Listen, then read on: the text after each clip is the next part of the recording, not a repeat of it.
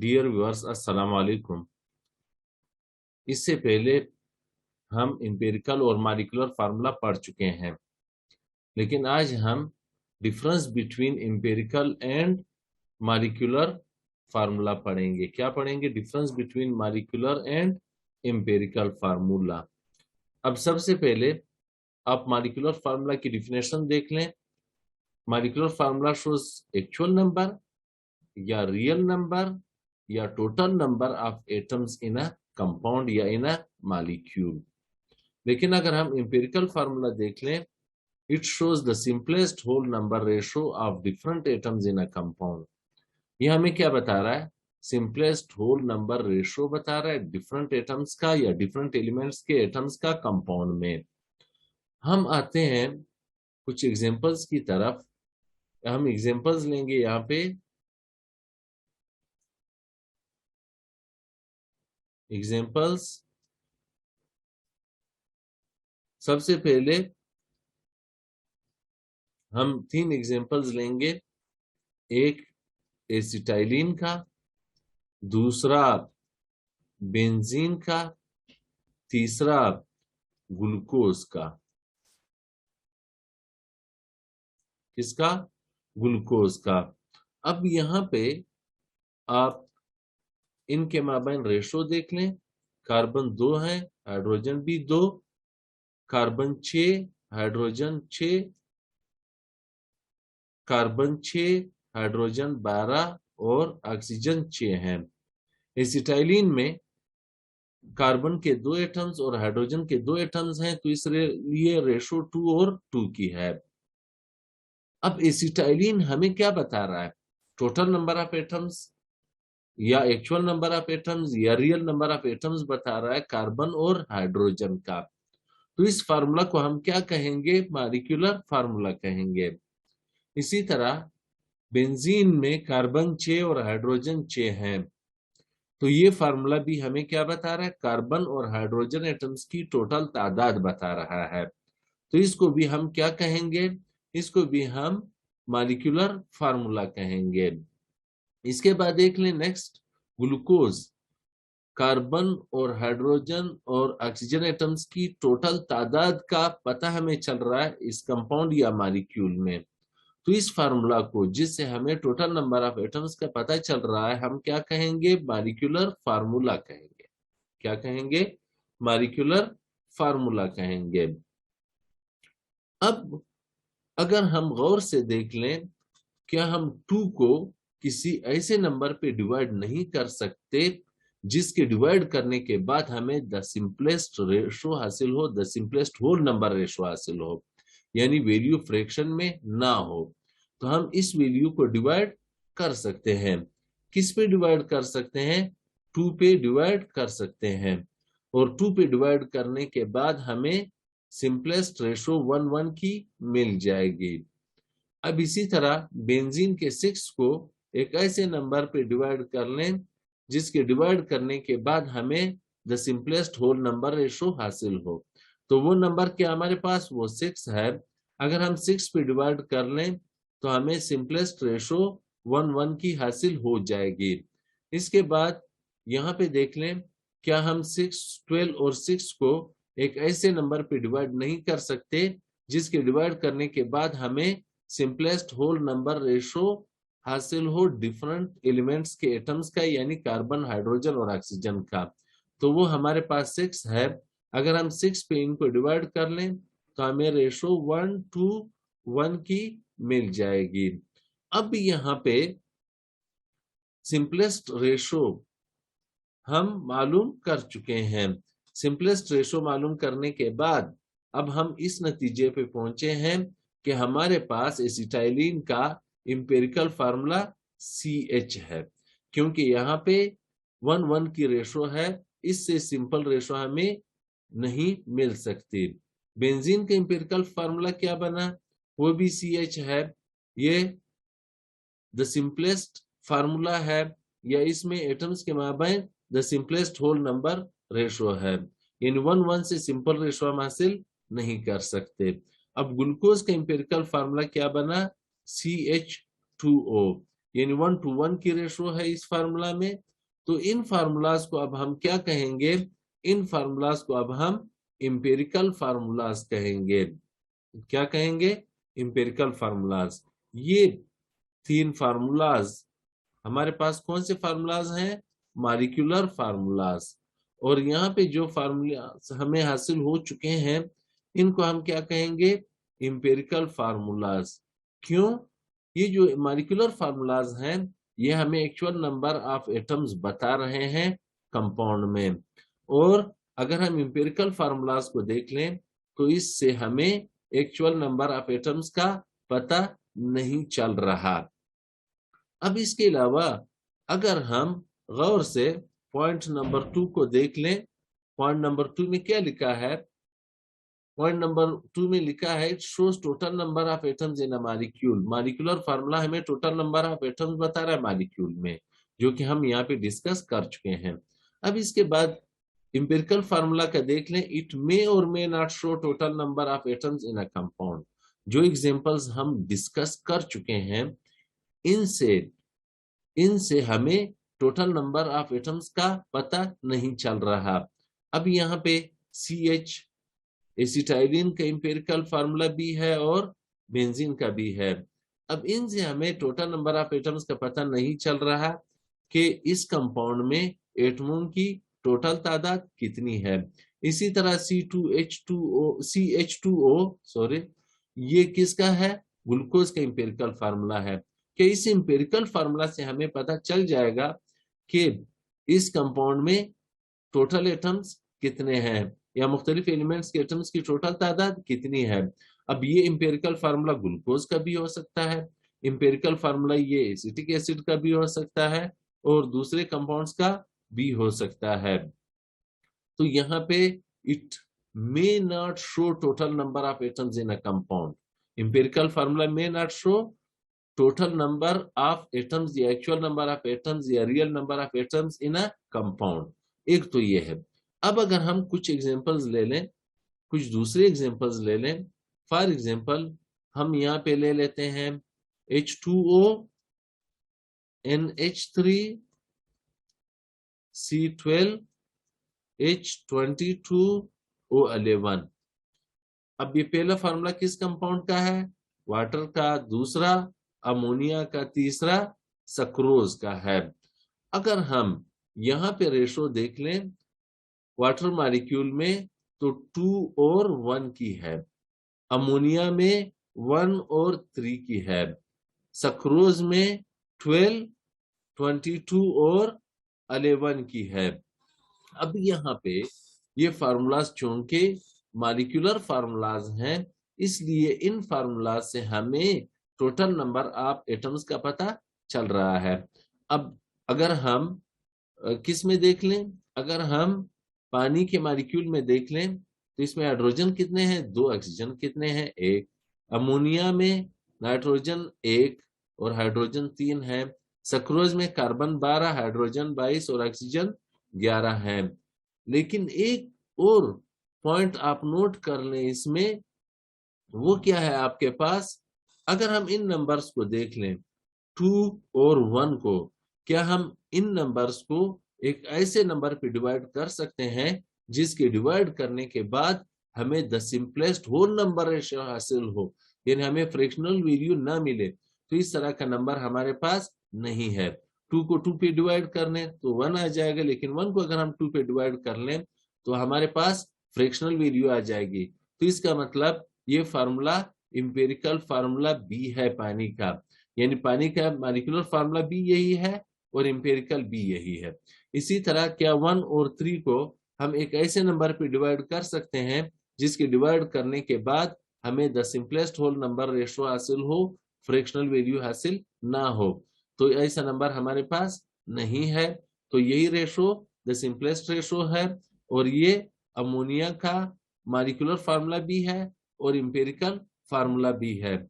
इसी तरह सक्रोज में 12 और 22 को तो हम डिवाइड कर सकते हैं, द सिंपलेस्ट रेशो हम यहाँ पे इनका हासिल कर सकते हैं, लेकिन क्या 11 को हम एक ऐसे नंबर पे डिवाइड कर सकते हैं जिसके डिवाइड करने के बाद हमें द सिंपलेस्ट नंबर हासिल हो? नहीं। तो यहाँ पे सक्रोज का इंपेरिकल फार्मूला भी यही है और मॉलिक्यूलर फार्मूला भी यही है और the simplest whole number ratio atoms का यही है।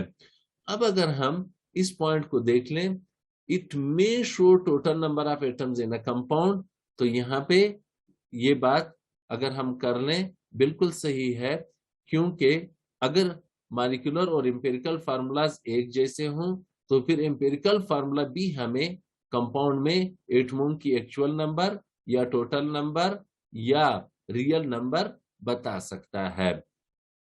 अब आते हैं तीसरे पॉइंट की तरफ। मॉलिक्यूलर फार्मूला में देख लें, it always show chemical name of a substance या chemical name of a compound.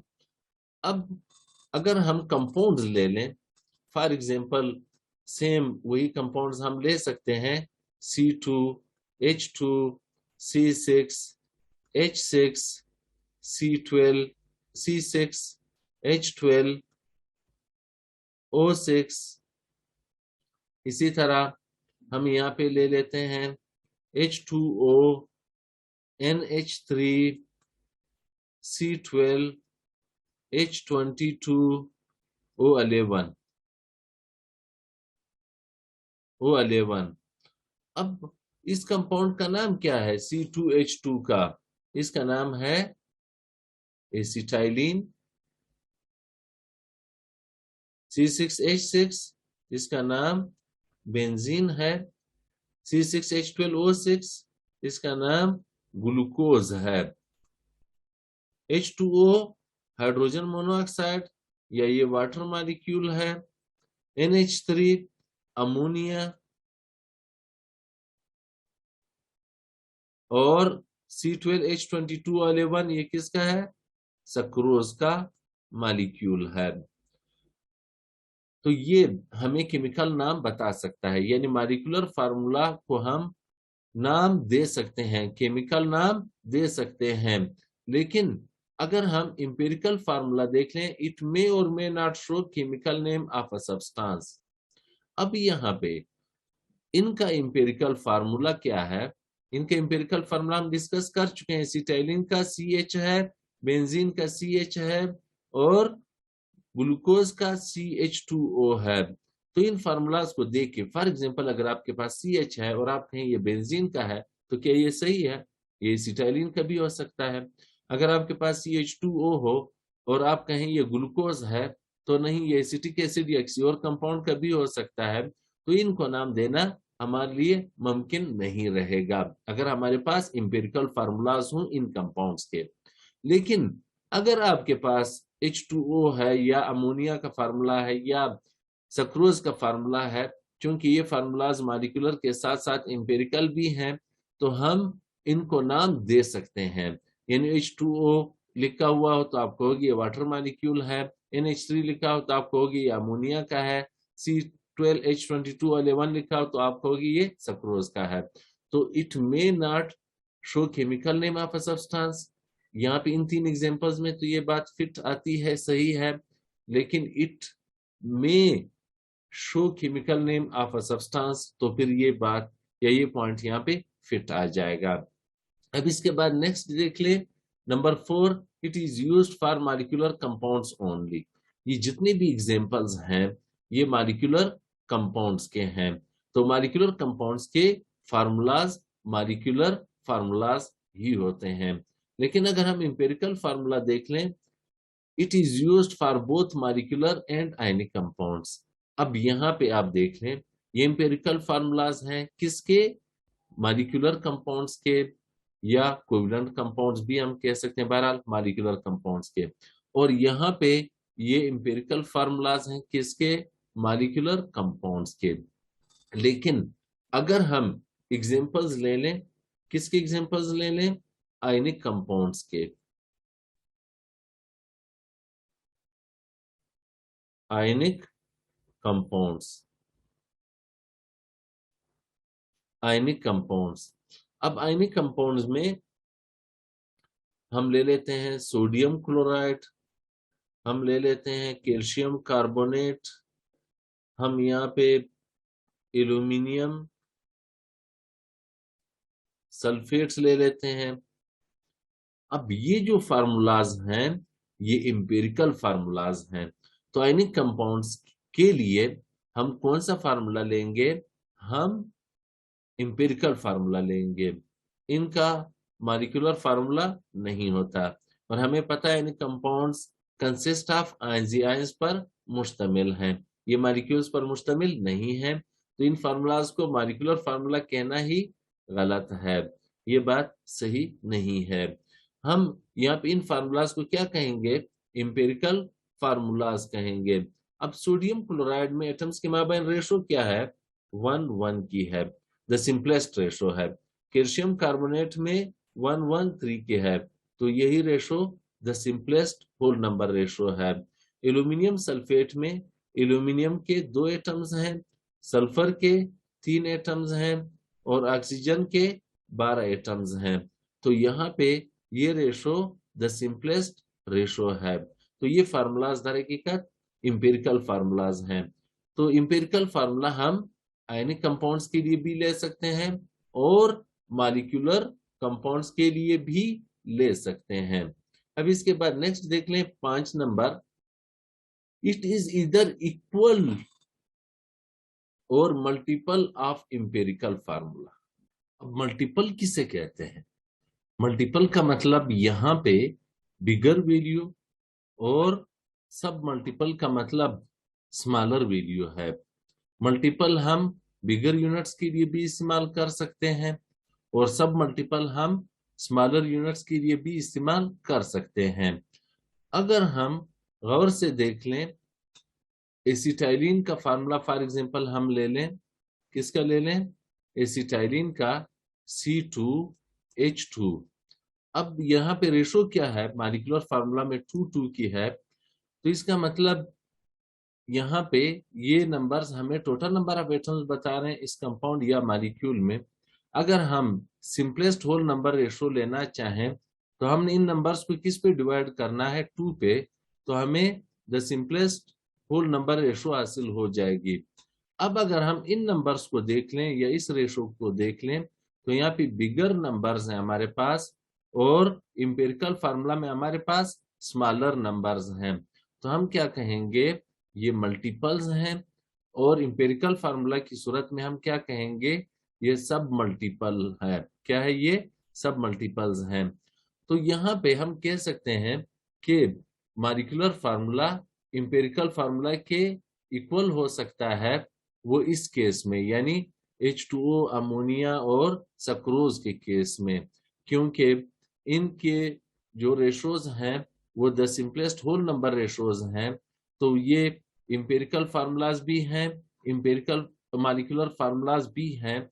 तो यहाँ पे जो रेशो है वो मॉलिक्यूलर फार्मूला के लिए भी है और इंपेरिकल फार्मूला के लिए भी है। बहरहाल है the simplest whole number ratio. तो इस केस में इंपेरिकल फार्मूला और मॉलिक्यूलर फार्मूला एक जैसे हैं या इनके रेशोज एक जैसे हैं। लेकिन अगर हम एसिटाइलिन, बेंजीन और ग्लूकोज का केस देख लें तो यहाँ पे एक जैसे नहीं है। अगर हम इंपेरिकल फार्मूला के पॉइंट को देख लें तो इट इज सब मल्टीपल ऑफ मॉलिक्यूलर फार्मूला। तो इनके जो रेशोज हैं वो सब मल्टीपल हैं, किसके? मॉलिक्यूलर फार्मूला के रेशो के। क्यों सब मल्टीपल्स हम कहेंगे? क्योंकि यहाँ पे हमें स्मॉलर वैल्यूज हासिल हो चुके हैं।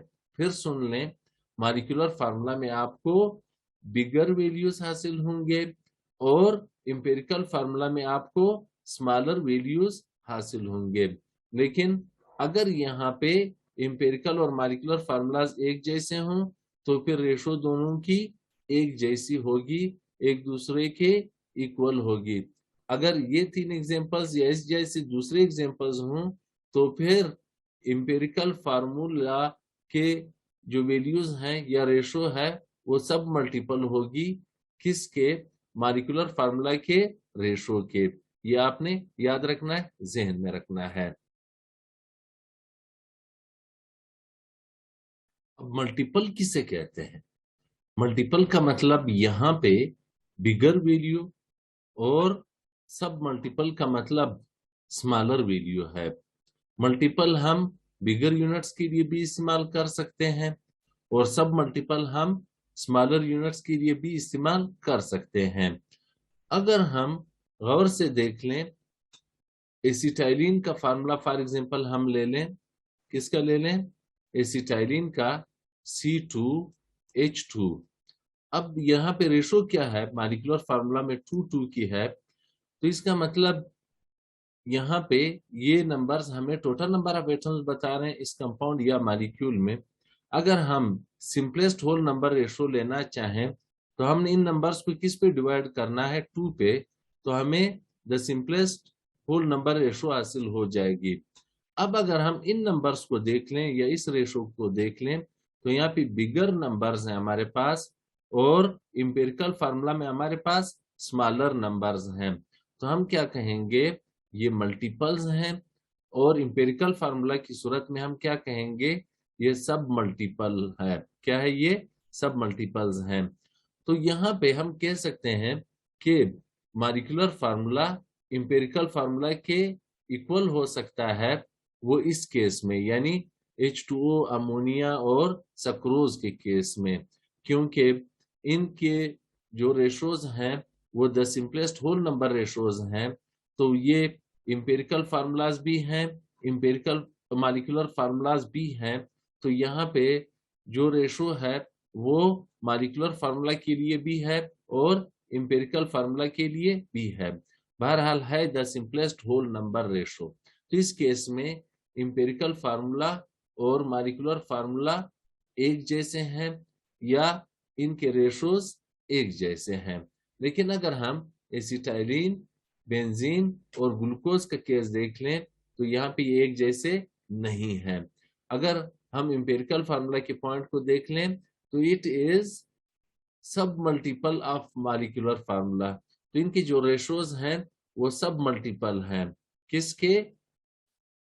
मॉलिक्यूलर फार्मूला के रेशो के। क्यों सब मल्टीपल्स हम कहेंगे? क्योंकि यहाँ पे हमें स्मॉलर वैल्यूज हासिल हो चुके हैं। फिर सुन लें, मॉलिक्यूलर फार्मूला में आपको बिगर वैल्यूज हासिल होंगे और इंपेरिकल फार्मूला में आपको स्मॉलर वैल्यूज हासिल होंगे। लेकिन अगर यहाँ पे इंपेरिकल और मॉलिक्यूलर फार्मूलाज एक जैसे हों तो फिर रेशो दोनों की एक जैसी होगी, एक दूसरे के इक्वल होगी। अगर ये 3 एग्जांपल्स या इस जैसे दूसरे एग्जांपल्स हों तो फिर इंपेरिकल फार्मूला के जो वैल्यूज हैं या रेशो है वो सब मल्टीपल होगी, किसके? मॉलिक्यूलर फार्मूला के रेशो के। ये आपने याद रखना है, जहन में रखना है। अब यहाँ पे एमसीक्यूज हैं। ये एमसीक्यूज मैंने आपको दिए हैं, बहुत ही इजी हैं लेकिन रिलेटेड है, लिंक्ड हैं आपके टॉपिक के साथ। इनको आपने अच्छी तरह देखना है और खुद करना है। ये आपका होमवर्क है या असाइनमेंट है। कोई मुश्किल हो तो आप मुझे कमेंट कर सकते हो। देख लें नंबर 1 को, empirical and molecular formulas of compounds. A में क्या लिखा है? Are always similar. बी में आर ऑलवेज डिफरेंट। सी में मे बी सिमिलर और डिफरेंट। डी में neither similar nor different. MCQ 2 देख लें, the relationship between empirical and molecular formulas is. यहाँ पे क्या दिया गया है? रिलेशनशिप। आप देख लें इनमें से कौन सा सही है, यानी आपने सही ऑप्शन पे टिक करना है। अब यहाँ पे देख लें नंबर 3 पे, empirical formula is used for molecular compounds only, ionic compounds only, सिर्फ आयनिक कंपाउंड्स के लिए या सिर्फ मॉलिक्यूलर कंपाउंड्स के लिए या सूडो कंपाउंड्स के लिए या फिर both for molecular and ionic compounds, हम दोनों के लिए इस्तेमाल कर सकते हैं। इसका बेस्ट ऑप्शन क्या है ये आपने बताना है। मैं ऑलरेडी डिस्कस कर चुका हूं, आपको बता चुका हूं।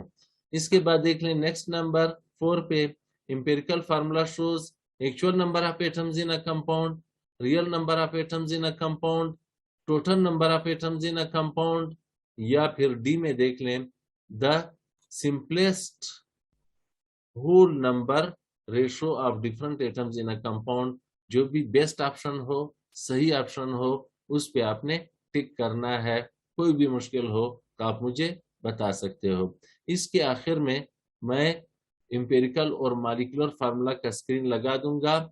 हम ऑलरेडी पढ़ चुके हैं, अगर आपने दोबारा उस लेक्चर को देखना है तो आप उसको देख सकते हो। अल्लाह हाफिज। इंशाअल्लाह जिंदगी रही तो एक और वीडियो के साथ फिर मुलाकात होगी।